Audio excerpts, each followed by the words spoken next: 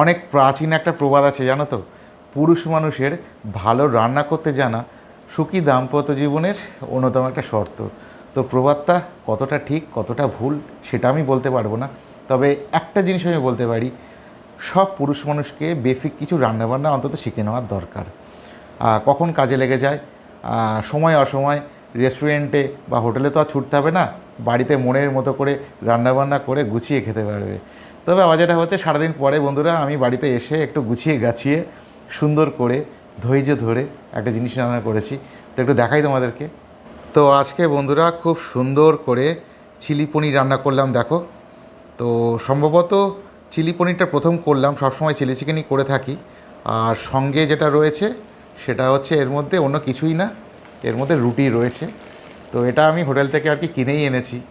আসলে ব্যাপার যেটা হয়েছে যে গতকাল অনেকটা পনির কিনে এনেছিলাম, তো গতকাল অল্প একটু খেয়েছি আর অল্প একটু ছিল ফ্রিজে, তো ভাবলাম পনিরটা দিয়েই কিছু করা যাক।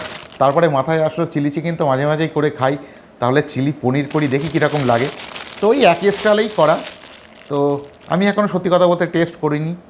আর তোমরা যারা আমার ব্লগ দেখো তোমাদেরকে অনেকবার বলেছি, তোমরা সেটা জানো যে রান্না করতে করতে আমি সত্যিই টেস্ট করি না, কারণ সেটা আমার ঠিক পছন্দ হয় না। টেস্ট করব একেবারে খাওয়ার সময় বসে, আর যেহেতু এখন ব্লগ করি একেবারে ক্যামেরার সামনে বসে প্রথম টেস্ট করব। তো প্রথমে ঝোলটা একটু টেস্ট করি, তারপরে বাদবাকি সব টেস্ট করব। পনিরটার গ্রেভিটা খুব সুন্দর হয়েছে বন্ধুরা, দারুণ হয়েছে। একদম পুরো মাখো মাখো ব্যাপার। ওয়াও, কি বিভৎস সুন্দর রান্না করেছি বন্ধুরা, ফার্স্ট টাইম চিলি পনির। আর পেঁয়াজগুলো দিয়েছি দেখেছো, এরকম করবে সুন্দর করে পেঁয়াজ দিয়েছি, প্রচুর লঙ্কা দিয়েছি, আর এই হচ্ছে পনির। বাহ, এরকম চিলি পনির করলে চিলি চিকেন লাগবে না, পনির দিয়েই খাওয়া হয়ে যাবে বন্ধুরা।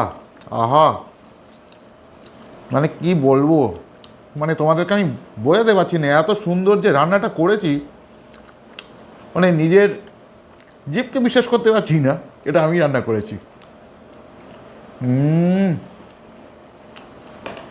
বিভৎস সুন্দর, বিভৎস সুন্দর।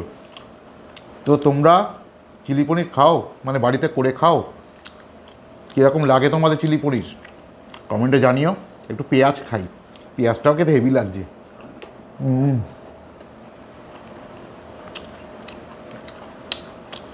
আর আমার ভাই বন্ধু দাদা যারা আছো, পুরুষ মানুষ যারা আছো, রান্নাটা শিখে নাও, ভালো ভালো রান্না করতে পারবে বাড়িতে, সুন্দর করে তৃপ্তি করে খেতে পারবে। কে ঠিক বললাম তো?